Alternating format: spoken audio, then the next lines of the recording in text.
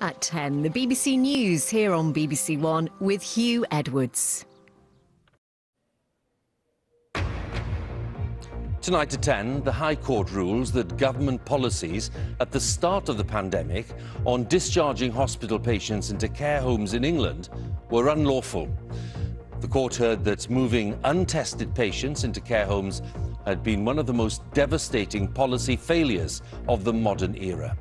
The ruling came after two women whose fathers died in care homes took legal action against Public Health England and the then Health Secretary.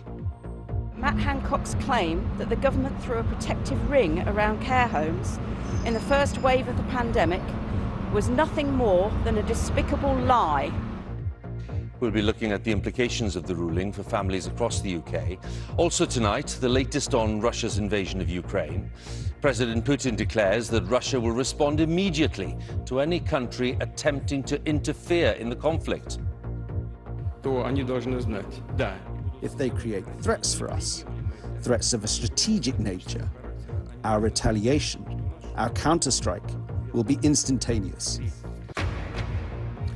Prince Andrew, the Duke of York, no longer holds the freedom of the City of York, following the recent legal case in the US.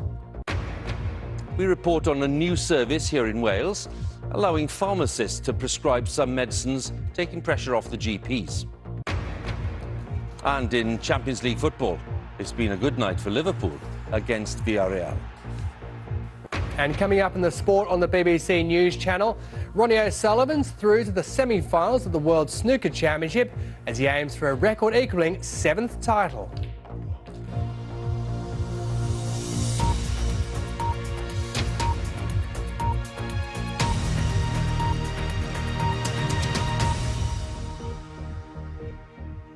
Good evening, Noswaith Dda, and welcome to BBC News at 10, which comes tonight from the headquarters of BBC Wales in Cardiff.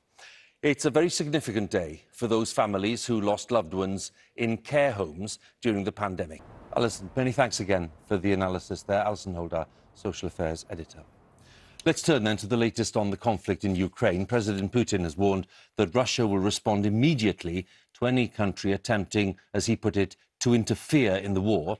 Speaking to parliamentarians in St. Petersburg, Mr. Putin said that he had all the tools to respond and that he'd already chosen his likely approach.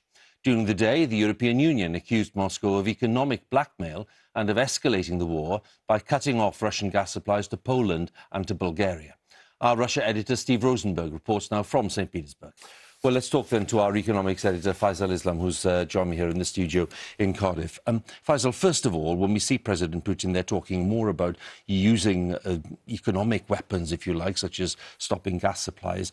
What are the rippling effects now that are being felt in a much wider sphere by Russia's actions? So ordinarily, when you get entire nations cut off from the gas that they have relied on and they need, you'd expect to see in the international markets where UK energy companies buy their gas, see prices surge. That didn't really happen today. Back to you. Indeed. Nesta, thank you very much. Nesta McGregor there for us with the latest on the football. That's it from BBC News at 10 tonight, from the headquarters of BBC Wales here in Cardiff. And now on BBC One, it's time to join our news teams where you are. Have a good night.